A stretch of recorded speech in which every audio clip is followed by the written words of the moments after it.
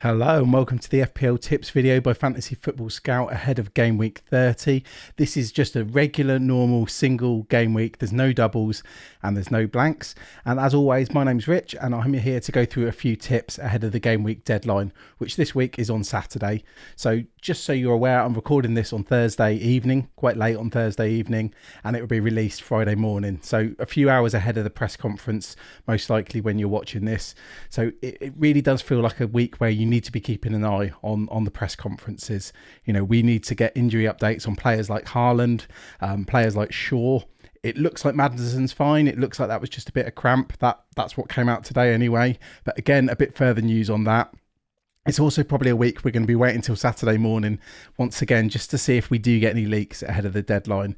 So what I thought this week, I'd go through some tips. I thought I'd keep it quite short because obviously the press conferences are going to reveal a lot. So mainly what I'm going to do is I'm going to touch very briefly on the suspension tightrope once again. So a staple of these episodes.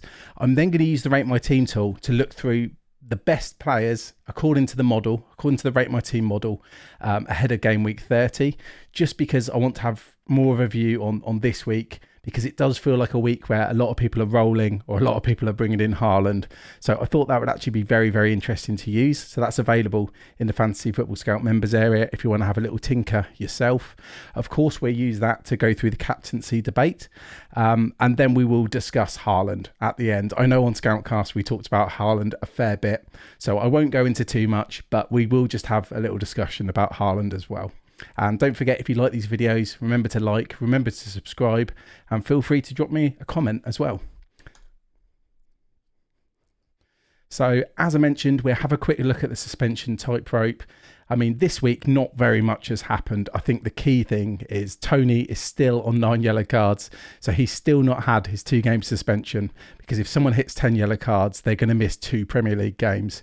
So Tony survives to fight another day. I'm sure we'll get to him when we talk about Haaland, as he's a popular sell for people who get the money in the bank to go for Haaland. But until he gets banned, he still continues to look like an absolutely unbelievable asset. And then Maddison, he remains on 8 yellow cards as well. So we're not going to have to worry about him for a while. And to be honest, from speaking to a few Maddison owners, they'll probably look at selling him before he even, gets close to a suspension. So I think the main thing to take away here is Tony, he's still good to go, but obviously he's on the tightrope. He could hit that 10th yellow card, at any time in the upcoming game weeks. Now we're going to get to the main part. So what I wanted to discuss for game week 30. Now, like I said, it's a single game week. And what I've used here is the Rate My Team tool on the Fantasy Football Scout members area. Now, of course, a lot of this is just minutes have been predicted, and the press conferences later today will change, what's going to be good there. We'll have a look at captaincy in a minute. And then we'll also build a team using FPL.team based on the inputs from the model, with obviously a couple of little tweaks from myself, but we'll get to that. That's all based on budget. So on the right-hand side of the screen for people watching, you've got the defensive fixtures. So it's the ticker sorted by defensive, the best defensive fixtures. So Aston Villa have on paper the best defensive fixture this week. They've got Nottingham Forest at home, shortly followed by Man United, who are at home to Everton. So that's probably going to annoy Shaw owners because that's probably one of the prime reasons you bought Shaw in. You got a double game week. Then you had a game at home to Everton, which looks very favourable. Then Leicester have got Bournemouth at home. Fulham have got West Ham at home. Leeds have got Palace at home. The best, probably the most popular team is going to be Chelsea. They've got Wolves away. People are going to have Kepa. People are going to have James. People are going to have Chilwell as well, particularly James and Chilwell. And it looks like it's going to be the first game for a returning Frank Lampard as well. So that should be interesting. And for those who are willing to risk rotation, Man City have got Southampton at home. So if we start with the goalkeepers, De Gea is top of the model, 4.27, swiftly followed by Edison at 4.19, then Martinez 4.18 and Kepa at 4.07. So all the players projected to all the goalkeepers projected to score more than 4 points this week. So, I mean, you can see how these models, they tally up quite nicely with the fixtures, obviously combined with, things like bookies odds are taken into account. So that would probably be why, I'd imagine. And then we look at the defenders. As always, when we've done this before, if Trippier's got any kind of decent fixture, he's got Brentford away, which is actually bottom half for, inverted commas, good fixtures, but he's still top, ahead of Reece James at 3.99. Then we've got Ricardo Pereira, who scored off the bench the other week for Leicester at 3.96. Then we've got the best Man United defender now that Shaw's out, according to this, is Varane, 3.83. So they're the defenders you're probably looking to target in this game week. Obviously, a lot of this is going to depend on your chip strategy. If you're free hitting in 32, if you're free hitting in 34, or if you're trying to roll through. So, I mean, just in a pure example, people might have been looking at Shaw this week. I know I was, as a non-owner, at bringing him in if I was going to free hit 32. Now you could consider Varane, but I just think it's key to wait for news on Shaw in the press conferences tomorrow. So we get onto the midfielders. Now, what stunned me here is top of the midfielders was Bruno Fernandes, 5.88, just ahead of Rashford at 5.77. Now, anyone who watched the United games, looks at heat maps, looks at stats for the game week just gone, Bruno, for parts of it, he almost felt like an advanced centre-back. But of course, he is on set pieces, especially if Shaw's out. That's going to help him get a few more. And he's on penalties as well, we hope.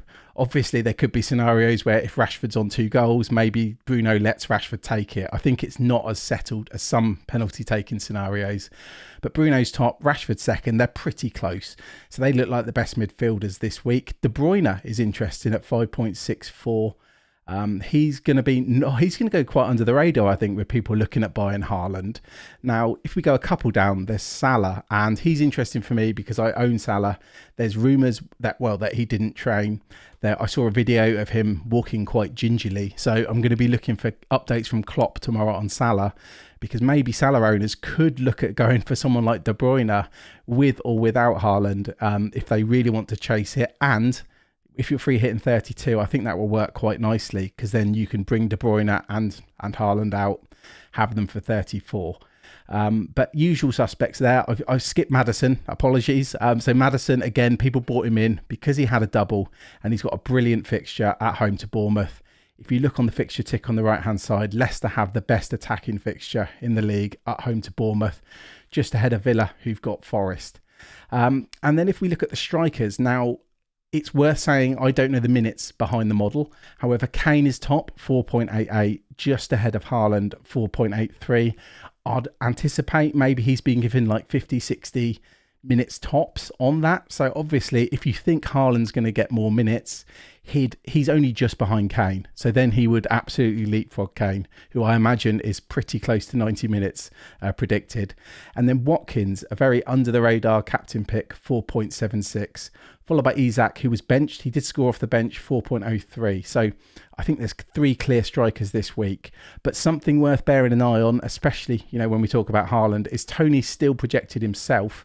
You look at his fixture, home to Newcastle. It's quite low on the ticker, but he's projected quite high. So just worth bearing in mind, Tony's on 4. So he's only projected to score a little bit less than Haaland and Kane themselves. What I've then done is, it's the same numbers, but it's just all positions. So according to the Rate My Team tool, Bruno Fernandes is the best captain, just ahead of Rashford. So 5.88, 5.77. Then it's De Bruyne, then it's Maddison, then it's Salah, then it's Mahrez. So you've got all these midfielders who are projected to score more points than Kane. Now, Kane himself, obviously, he's at home to Brighton. I don't particularly like that fixture myself. I really don't. I'm not saying Brighton are an elite defence, but they're certainly very good. And, if you look at that game the other day when Spurs played Everton, Spurs were absolutely horrific. You wouldn't tell, they had a man advantage for such a large, chunk of the game. So it's just interesting. It's very, very close. I think I'm leaning Rashford. ahead of Bruno, because I've seen, I saw Man United play in the double and I didn't like what I saw from Bruno.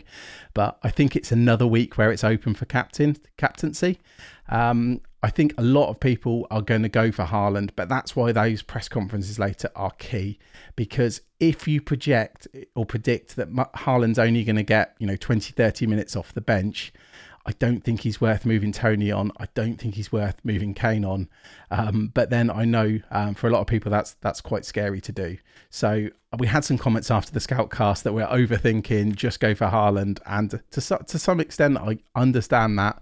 But if you look at numbers like this, it's not as clear as some people may be making out.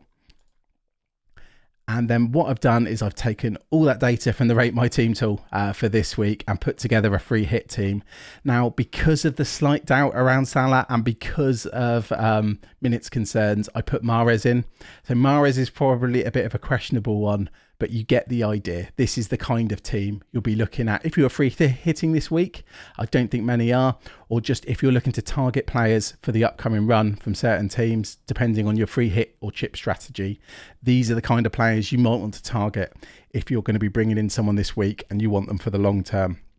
So this has got De Gea in goal. Obviously, he's going to be quite popular with Shaw out. If you want some Man United defensive coverage, if you're worried, you might have Ward. You might be worried that Kepa could get dropped by Lampard.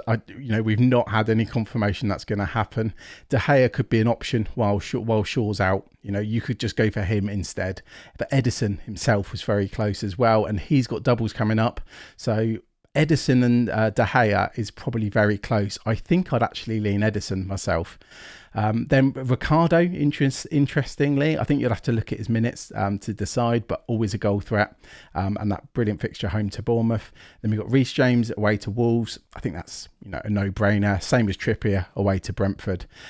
All the points this week seem to be projected from midfielders and strikers. So Kane and Watkins up front. You could swap Kane for Haaland. It's very, very close. You could downgrade someone like De Bruyne in midfielder and have Kane and Haaland. I think a lot of people want to do that. Bruno Fernandes is the captain, according to the model.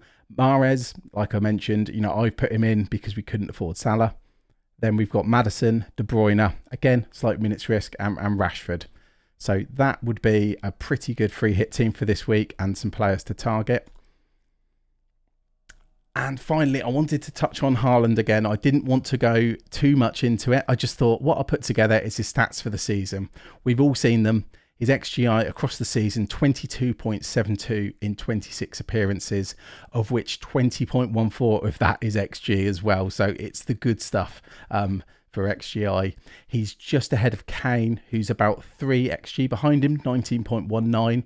And then Toney is only just behind, so about 4 XGI off of Haaland, 18.53 compared to Haaland's 22, almost 23.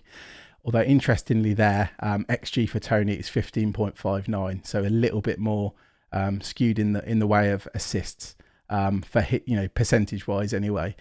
So it's interesting because a lot of people are looking at doing Toney or Kane to get Haaland in. I just think it's worth bearing in mind.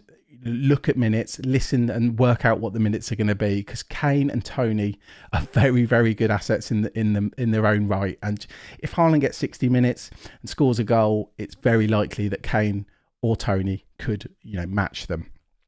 Something else I quickly wanted to mention was I saw, we discussed this on the Scoutcast, so it's well worth watching that if you get a bit of time this afternoon. But Lego Mane, the fantastic Lego Mane, you can follow him on Twitter, Lego Mane FPL. He's put together basically a schedule that we alluded to. This is an updated schedule of rest time between games, and Man City do have a tight turnaround. So they've had like a decent break here. They've had like a week off between the Liverpool game and the Southampton game. They only get a couple of days rest after the evening kickoff or tea time kickoff, whatever you want to call it, against Southampton before they play Bayern. That's why there's some minutes worries. Although, of course, Haaland does like rhythm. So I'd imagine if Haaland's fit, the training photos say they look good, I'd imagine he will get some minutes. I don't think he's going to completely miss out of the squad again. But only a couple of days rest before Bayern, and then only 3 days rest before they play Leicester at home in game week 31, which is the fixture I like a lot more. The problem there is if you're selling Kane for him, Kane has Bournemouth, which again is an incredible fixture. I think because for me, and I'll show you my team actually, just as the last point, as like a real world example, I foolishly don't have the money to do Tony to Haaland. So I would have to look at Kane to Haaland if I want to go for Haaland, which, let's be honest, I probably do eventually. So I was wondering if I could get through this week without doing it, and then next week I could look at doing it. So if we go back to the fixtures again, that's going to be a tricky spot as well, because like I said, Tottenham have Bournemouth at home, Man City have Leicester at home, and Man City are incredible at home. I think it goes without saying. So I think there's a tough decision this week, and that decision is going to be, I think it's going to be even tougher next week, but I would favour doing the move next week anyway. So if I did hold on to Kane this week, if we go back to my team, which is kind of, for a home game, that's pretty tough playing Brighton. I think I'd still do the move next week. So as a real world example, there's a lot of food for thought. Also, we need updates on players like Shaw. I need updates on Salah.